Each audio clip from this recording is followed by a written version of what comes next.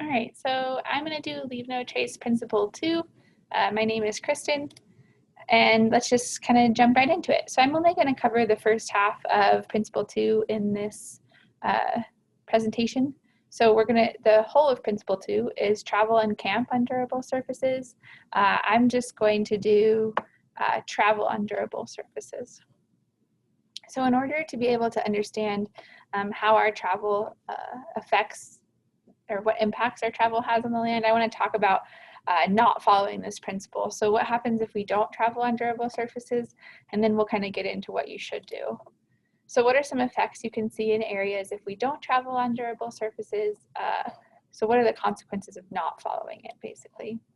And the consequences are trails can be widened and become increasingly large areas that are turned into bare dirt. So these are pictures that I took around kind of my local area. This is an alpine tundra section, and you can just see people have been walking around either muddy or rocky areas of the trail, and as they do that, the trail just becomes wider and wider over time until you get something like this where the trail is much wider than it needs to be. And also an increasing number of social trails can show up. So we can start to get trails that are sort of like crisscrossing and going all over the place. So this top picture is showing like we have two social trails. This can come from people like wanting to walk side by side. It can also come when the trail doesn't necessarily lead to the place where people want to go.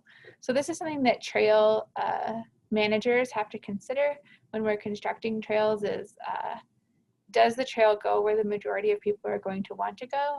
Because if it doesn't go there, people are going to go off trail. So how do we try to prevent that with trail structure, but then also with just adequate signage directing people? And then also as users of the trail, we can prevent that by staying on the marked trails as much as possible and then following the principles that we're going to talk about here in this section. Erosion can increase, and then hard-packed areas also divert water runoff. So you guys can see the effects of erosion in all three of these pictures, just like tiny little gullies where the water is running down, or this whole kind of side area here in this middle picture. But another thing to notice is that in these pictures, water's mostly running down this compacted dirt. So we see water running down these compacted dirt areas because it can't soak into the ground as well as it would in these grassy areas.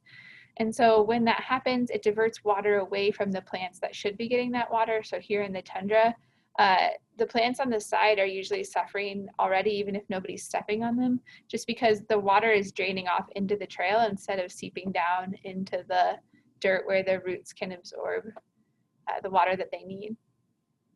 Some ecosystems can take up to 20 to 30 years to recover once they've been trampled. So what to us seems like it might be very easy to repair damage in areas like the alpine tundra or in the desert is going to take decades to fix. And so what can we do about it? What can we do to prevent trails from, deteriorating and from the area around trails from being overused and trampled? A few really quite simple rules that can be followed. And the first one is use constructed trails. So most of the places that we go have really good trails that have been constructed by thoughtful people. And those trails are going to lead to beautiful places, and they lead to the places that most people want to go. So for the majority of us, like places where you're going to walk, there will be a constructed trail, and you will be able to stay on it the whole time, or at least most of the time. And then walk single file on a trail. This is something that's really important, especially if you're hiking with a group. I hike with, a lot of teenagers, and that kind of depends on what I'll have to talk to them about. But walking single file is not always the most convenient. It makes it a little bit difficult to have conversations, but making sure that we're staying within the trail boundary. All those little half steps on the side, the vegetation just widen the trail really slowly. So making sure that we walk single file. Don't cut switchbacks. So this is especially difficult, I know, for us when we're in the mountains and you get above tree line and you can see the whole trail. You can see where you're going, and you can kind of see how long the switchbacks are going to take. And so it can be challenging to get people to stay on the trail. I'm just going to annotate here really quickly. So if this is my trail, nice wide trail with switchbacks in it, Part of the problem with cutting a switchback is it really, really impacts, as I'm sure a lot of people in this class already know, but it really impacts the way that the water drains, and it really impacts the erosion. So it's going to increase erosion, and also, I'm going to change my color here. So if we put our path in, we're not going to follow the switchbacks here. We're just going to go straight up the mountain. So now what we've essentially done is we've trampled down in between the switchbacks, and maybe other people saw us do that, and so now they're going to follow us, or they can see our path. They didn't even necessarily see us, but they follow that path, and then pretty soon we have a trail. Well, this trail goes with the grain of the mountain, so to speak, and so as snow melts off or rain or whatever, it's all going to run down this path that we've created, and in the process, it's going to erode the really nice switchback trail that was put in here.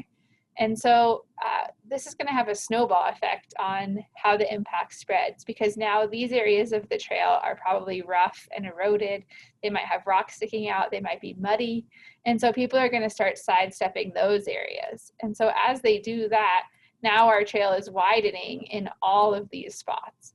And so cutting switchbacks can be probably one of the most harmful things we can do by going off trails, is it just really impacts the erosion and causes the trail to spread sort of in many, many places.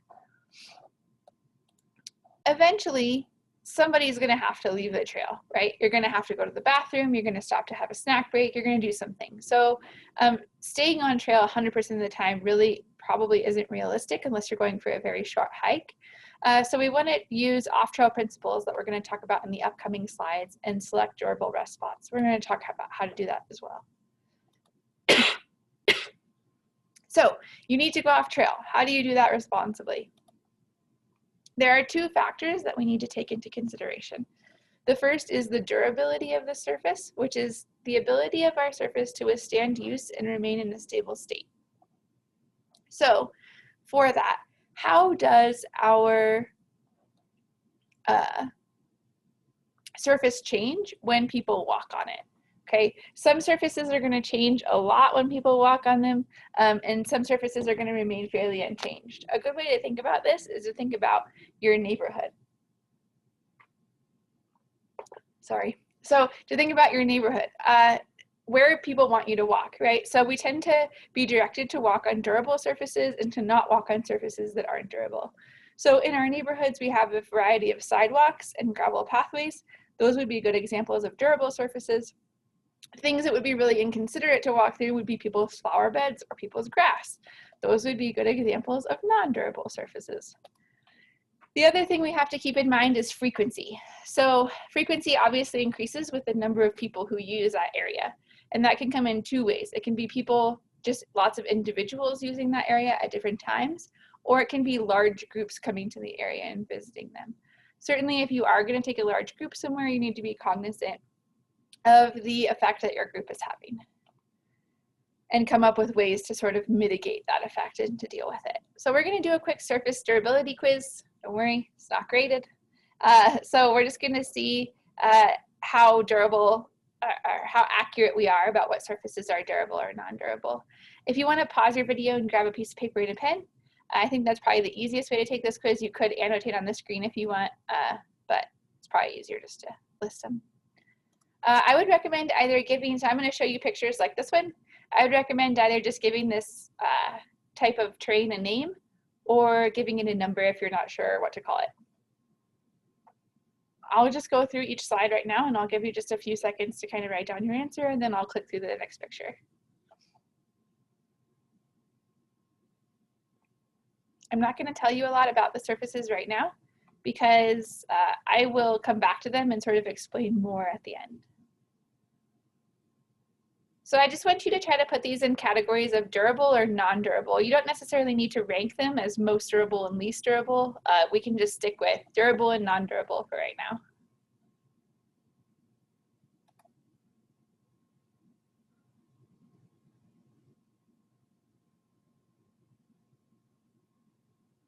One more.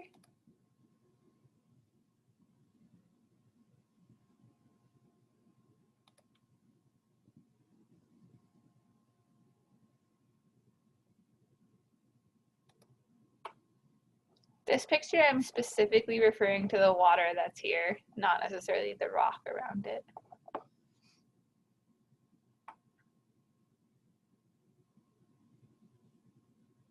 All right, so this is the last picture. So we're gonna go through and check and see how everybody did now. So vegetation tends to be non-durable. Okay, if you're gonna choose surfaces to walk on, vegetation would not be one that you would wanna walk in. Just like I was talking about grass and flower beds in a neighborhood, the same thing applies on a trail. Especially this picture was taken in an alpine meadow. So this is showing some extremely delicate flowers. And so these, if you walked through here, it would show the effect of trampling pretty immediately. What's problematic with those trampled pathways is that other people are trying to do good, and so they don't want to walk through more of the meadow, and so in trying to do good, they followed already trampled pathways. And when they do that, they further damage the plants and then also further compact the soil. And so especially in an alpine meadow like this one, that soil compaction can kill the flowers, and it can prevent them from reseeding the area, and so that can become just a patch of bare dirt. How would you avoid this if you needed to cut across the meadow? There's a couple of good ways to do that. One is to look for areas of sparse vegetation, so look where there aren't a lot of plants. Look for rocks you can step on and sort of rock hop through a meadow. Look for a patch of dry grasses, as dry grasses tend to be a little bit more resistant to trampling. They pop back up after people walk through them.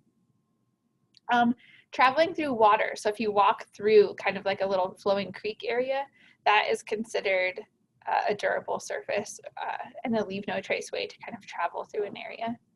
Pine needle beds are considered durable and can make good traveling pathways. So if you can find a really dense area of pine trees with a lot of fallen needles, that can make a nice way to travel through an otherwise heavily dense vegetation area. So rocks, gravel, and sand. I put these two pictures together, rocks and sand. These tend to be among the most durable surfaces. Gravel goes in here as well. That's why you see a lot of gravel and sand at campgrounds. Sand is pretty comfy to sleep on, and it's pretty durable. A couple notes about this. Lichen. So these little guys on the rock are lichen, and you should be careful of stepping on them. Stepping on them like once or twice, isn't really going to hurt them, but if people start to trot a pathway over them, they will come off the rock. They grow about 1 millimeter a year, so they worked really hard to get there. So I always like to show them some love by trying not to step on them if I can. And then sand dunes. So I put sand dunes in this picture. Sand is a durable surface. One kind of note about sand dunes is, especially near beaches, they tend to grow vegetation. If you walk over that vegetation, it can increase erosion in those dunes. So good to avoid vegetation on dunes. And then also this is taken at Sand Dunes National Park in Colorado. And I know at least here, like ATVs and any kind of motorized thing on the sand dune is not considered leave no trace because they leave such deep tracks in the sand. But humans walking across them is considered okay. So just something to check in a specific use kind of deal. So you should check for the particular type of use that you're going to be doing and in the particular type of place. Ice and snow. Ice and snow, hopefully you marked as a more durable surface. Mostly these are durable because they are temporary. So obviously we're leaving impacts in the snow. It doesn't look like it did before we skied through it, but the snow will melt, it will blow around, and so the impact will not be permanent. Okay. Also, just a couple of things to be careful of with snow and ice. You always need the proper protection to move through snow and ice, and you need to ensure that your snow depth is sufficient, that you're not going to cause damage to the underlying grass. I have a dog. I know in the winter, if we have just a couple of inches of snow and she goes out and kind of runs circles in our yard, you can see her path right away. So a couple inches of snow is not going to be enough. In this picture, we have several feet of snow, and so that would be more protective of the grass underneath and the fragile plants. Hopefully on these two pictures, you said, no, these are not durable surfaces. So both of these are desert-specific surfaces that we would see, cryptobiotic soil and desert pools. So let's talk about desert pools first. Desert pools are small puddles or mud holes, and they two reasons you don't want to step in them. One, they often have small creatures in them, so just walking through them, you can hurt or harm what lives in there. And also you can leave, anytime you walk through water, you got to be careful, because if you leave residues from your body behind, you can damage that sort of little ecosystem. So sunscreen, oils, DEET, those kinds of things. Water is a scarce resource in the desert, so spreading it out and helping it evaporate faster is not necessarily a nice move. Cryptobiotic soil is this stuff down here. We used to think for a long time that this was just dirt because that's what it looks like, but cryptobiotic soil is actually a layer of microorganisms growing on top of the dirt that gives it this crusty appearance. That crust does two important things for the desert. It helps to prevent erosion of the soil that is there, and it helps to retain water. So you'll notice that there's a few more plants growing on this section of the soil than there are on this kind of section back here. And so you'll also notice the soil is darker and bumpier. That's a heavier concentration of cryptobiotic crust. So it really does help other plants take root. If you step on that cryptobiotic crust, one step can destroy the crust for decades. So definitely not a durable surface. Just a reminder, we've been talking about what happens if you have to travel off trail, but for the most part, you want to stay to established campsites and trails. So if you can find an established campsite, if you can find an established trail, that would be the best and most durable surface to travel on. These areas have already been subjected to large amounts of human traffic, so they've sort of seen the impacts that are going to happen in that area. They're already done. And then the soil has also been stripped onto the mineral layer. So right here in these tracks, this soil is stripped onto the mineral layer. That's why there's no plants growing on it. And even next spring, if I come back here, there won't be plants growing on it for the most part. It's just not very hospitable or friendly to plant life. What we don't want to happen is when we go off trail, we create these sort of pathways everywhere. That can be problematic. So what are our off-trail travel principles? So eventually, someone's going to have to go to the bathroom, someone's going to have to duck into the woods, or we might be in a really pristine area. So maybe we've hiked so far into the backcountry that we are a place where there is no trail, right? And so if we are in one of those areas that is pristine, doesn't have a trail, you know, we're looking for some sort of backcountry site in a wilderness area. If you are going to walk away from the trail, you want to spread out in most cases. That's going to make sure that no two people trod on the same sort of ground and trample the same plants, and it will really minimize the impact. We also want to limit our group size if we're going off trail. So most areas where there are no trails are, if they're like formal wilderness areas, your group size is going to be limited for you. But in the case that it's not, it's just something to consider. Maybe not the place to take a huge group if you're going to not be walking on trail a lot. If you are walking off trail, you want to try to pick your most durable surfaces that are available in that area. So in a meadow, you might walk on rocks, you know, that are spread out in between there. You might travel up a stream instead of walking on soil. Just trying to find what is the way that you can lessen your impact, and being knowledgeable about which surfaces can handle your foot traffic and which surfaces can't. And then this last one is in there, which I think is funny. If you must walk on cryptobiotic soil, follow in the footprints of others. If you've ever met a ranger in anywhere near Moab or Utah, they will tell you, like, there's never a reason that you would ever want to walk on this. Like, there's just not a good enough reason. Don't do it. So if you must, walk in the footprints of others would be the best thing, but really just don't. And so that wraps up how to travel on durable surfaces.